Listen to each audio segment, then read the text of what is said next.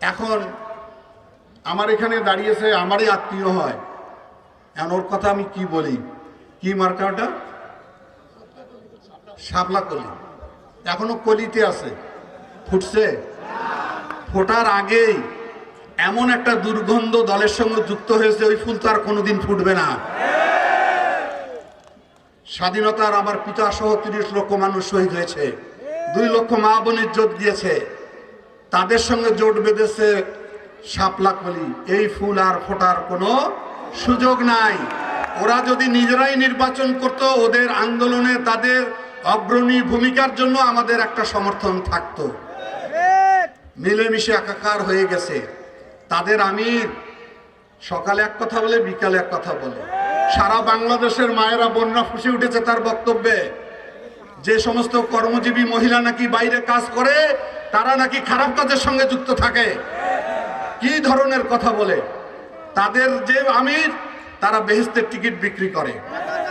বেহেশতের মালিককে, আসমানের মালিককে, জমিনের মালিককে।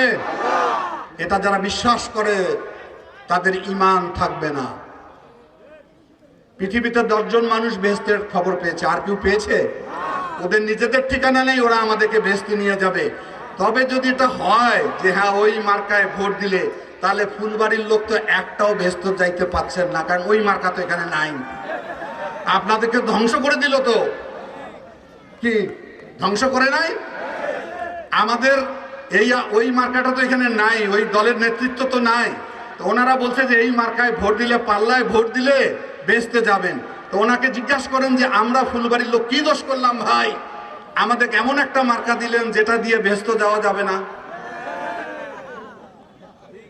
কি আমার দাদারা মারা গেছে ব্রিটিশ আমলে, তখন কি মার্কা ছিল?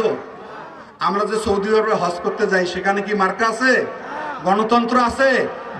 ভোট আছে? তাহলে কি সৌদি আরবের লোক সব জাহান্নামী নাকি? কি কুফরি কথা বলে, কি মতবাদ এগুলো! এগুলো বিশ্বাস করবেন না, ঈমান থাকবে না।